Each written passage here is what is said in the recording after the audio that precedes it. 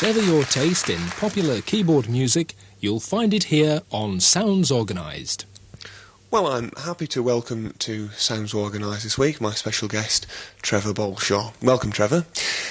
I think it's fair to say that you've travelled a relatively large distance to be here on this occasion. From Devon? Yes, I have indeed. Yes, all the way from Honiton in Devon. Although, in fact, I've done it via Bradford and Bolton and various peculiar places, because, in fact, I've been up here for a week. I was playing in Bolton last week and over in Bradford as well, so I've been staying with cousins over in Bradford for the week. I've made a bit of a holiday as well while I've been up here. A sensible idea. Is this your first visit to Oldham, as such? Yes, it is. Very first visit to the town.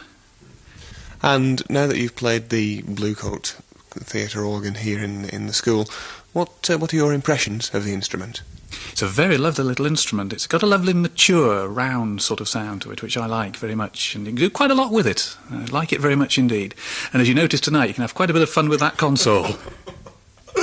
We perhaps should inform the listeners, of course, that the organ is really designed on the Egyptian style, of course, from its former home in the Pyramid Cinema in Sale. And, of course, on the console, the two old dears there, Ebb and Flow, have really had some comments passed to them tonight, haven't they? They have, yes.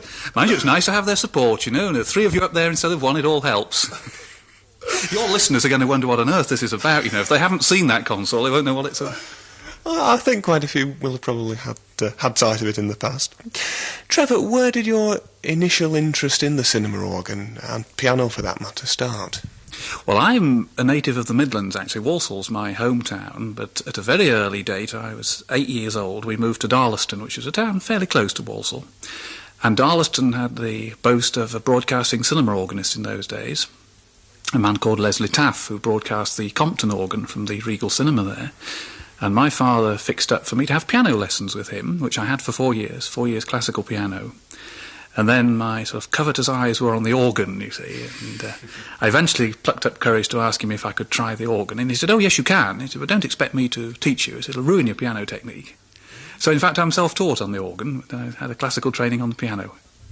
That's amazing, because I think in 1986 terms, you must surely be one of the few organists to have played the fine theatre organ in the Fox, Atlanta. Tell me a little bit about that, Trevor. Oh, yes, that was a very great pleasure and a very great privilege, of course. I first went over there in 1978 and played that organ for the National Convention of the American Theatre Organ Society. And it's in a 5,000-seat theatre. And it's a 42-rank organ, which means it's precisely 6 times the size of the one we've been listening to tonight. But it's quite my favourite instrument. It's absolutely out of this world. Some of the listeners may not be aware, Trevor, that you used to run a hotel down there in Honiton. How did you manage to combine that side of things with your musical practices? Was it a particularly time-consuming schedule for you? It is pretty time-consuming, but I've got 2 very big advantages. I've got a wife who, in fact, is qualified and trained in the hotel business.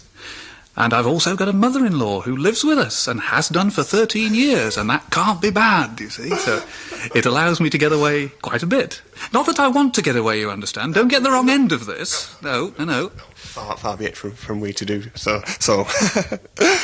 In the hotel, of course, Trevor, you got an Allen computer organ in there, had you not? Yes, I have. In fact, said he, bragging, there are 2. I've got a full-size job, full-size 32-note pedal board and keyboards job, which is, well, it was used in the hotel for what we call tea concerts, which we used to have every month. The first Sunday of every month we had these concerts where about 50 people usually would come along, and we'd have half an hour's music, and they'd all sit at tables, and then we'd break for afternoon tea, and then have about another 3/4 of an hour's music. So I used to use the big instrument for that. But I've also got a spinet version of it, which is the same computer, so it's the same stops and so on. But I use that for touring around, where there aren't theatre organs, and of course I'm afraid in a lot of venues there aren't live theatre organs these days. But that is a computer theatre organ, so it gets pretty close to the American Wurlitzer sound. I was just going to say, would that be the ideal instrument for a player of the theatre organ that particularly wanted to travel to different venues that didn't have a true theatre organ installation? You would advise an Allen organ, would you, Trevor? Well, of course, everybody has different tastes on this, and obviously my colleagues might agree or disagree on this. But I think the Allen and the Conn are the two finest pipeless theatre organs in general production. There are one or two firms, particularly in America, who do one-offs as special jobs, but, I mean, really those are special and usually jolly expensive too. But I think the Allen and the Conn are the best theatre organs, pipeless jobs. How do the guests in the hotel react to seeing these instruments therein? With a gulp, usually. Because the big one used to be housed in the dining room. We're very fortunate there, actually. We had a dining room that was no less than 50 feet long. So, of course, it was ideal. It was an ideal acoustic because it had a 10-foot ceiling. It was an old Victorian house, and it really sounded very well in there.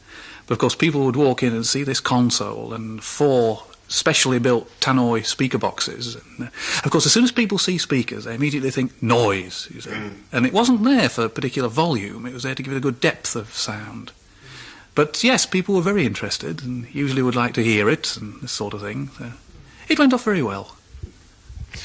I somehow feel that we may well be able to hear Trevor at the Allen organ if we ask him very nicely to play a couple of tunes for us.